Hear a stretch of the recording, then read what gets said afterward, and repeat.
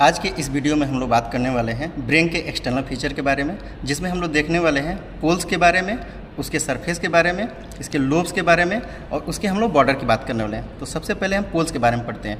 पोल जो होते हैं 3 तरीके के होते हैं। तो सबसे पहले हम लोग पढ़ते हैं, ये आपका फ्रंटल लोब होता है, जो आगे आप देख सकते हैं ये आपका फ्रंटल पोल है जो राउंडेड होता है। आप लेफ्ट और राइट दोनों में देख सकते हैं ये राउंडेड होता है। इसके बाद हम लोग पढ़ते हैं ऑक्सीपिटल पोल होता है, जो ऑक्सीपिटल लोब के पोस्टीरियर एंड पे ये देख सकते हैं ये पॉइंटेड होता है। ये आपके ऑक्सीपिटल पोल है जो पॉइंटेड होता है। इसके बाद हम लोग आते हैं टेम्पोरल लोब में। तो ये आपका है टेम्पोरल लोब, जो आगे देख रहे हैं ये भी राउंडेड तरीके का होता है। इसको हम लोग बोलते हैं आपका टेम्पोरल पोल बोलते हैं। इसके बाद हम लोग देखने वाले हैं सरफेस के बारे में। सरफेस 3 होते हैं, तो आइए देखते हैं कौन कौन सा होता है। सबसे ऊपर देखेंगे, सबसे पहला वाला सरफेस ये आपका सुपरोलेटरल सरफेस होता है। ये देख सकते हैं ये आपका पूरा सुपरोलेटरल सरफेस है जो कॉन्वेक्स होता है आपका। और फिर इसके बाद हम देख सकते हैं मीडियल सरफेस होता है। इसको हम लोग ब्रेन को डिवाइड करते हैं, जो ये कार्पस कैलोसम वाला पार्ट होता है। ये आपका ये पूरा आपके कार्पस कैलोसम का पार्ट है, जहाँ से सेपरेट होता है ब्रेन आपके। तो ये मीडियल सरफेस है आपका, जो आपका फ्लैट होता है और वर्टिकल होता है। इसके बाद हम इन्फीरियर सरफेस के बारे में बात करने वाले हैं। जो आपका इन्फीरियर सरफेस होता है 2 पार्ट में डिवाइड होता है, एंटीरियर और पोस्टीरियर। तो एंटीरियर जो होता है ये आपका ऑर्बिटल पार्ट होता है, और पोस्टीरियर सरफेस में देखेंगे तो ये आपका टेंटोरियल वाला पार्ट होता है। तो ये आपका एंटीरियर ऑर्बिटल सरफेस हो गया और ये आपका पोस्टीरियर टेंटोरियल सरफेस होता है। हम अब बॉर्डर के बारे में बात करने वाले हैं। आइए देखते हैं बॉर्डर के बारे में। तो बॉर्डर, पहला जो बॉर्डर होता है इसका, ये आपका सुप्रोमीडियल बॉर्डर होता है। ये आपका सुप्रोमीडियल बॉर्डर होता है। ये किसके बीच में होता है? तो हम आपके सुप्रोलेटरल आपका सरफेस होता है और मीडियल सरफेस के बीच में होता है। आइए देखते हैं मीडियल सरफेस।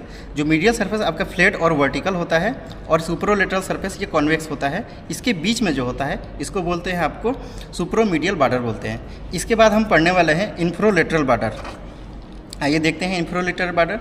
ये जो होता है आपका इंफ्रोलेटरल बॉर्डर होता है, ये किसके बीच में होता है? आपके इन्फीरियर सरफेस और आपके सुप्रोलेटरल सरफेस होता है। इसको हम लोग क्या बोलते हैं?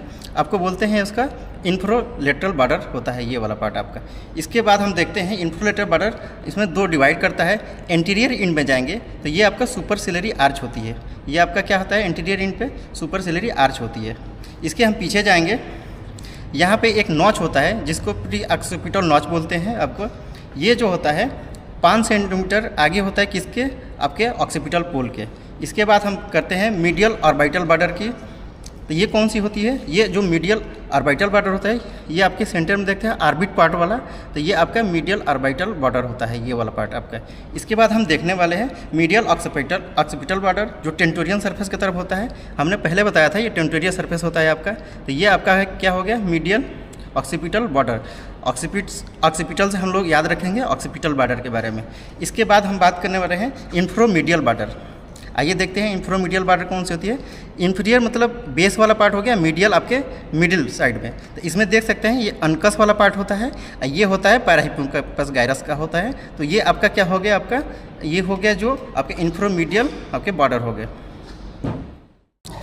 अब हम बात करते हैं लोब के बारे में। आइए देखते हैं लोब में कितना पार्ट क्या पार्टिसिपेट करता है, कौन से सल्कस होते हैं, कौन से नॉच होते हैं। आइए सबसे पहले हम लोग पढ़ते हैं फ्रंटल लोब के बारे में। तो ये जो होता है आपका इंटीरियर एंड पे, ये आपका कॉन्वेक्स तरीके का, ये आपका फ्रंटल लोब होता है। देखते हैं कौन से सल्कस से ये डिवाइड होता है, आगे और पीछे इसके कौन से लोब पाए जाते हैं। आइए देखते हैं।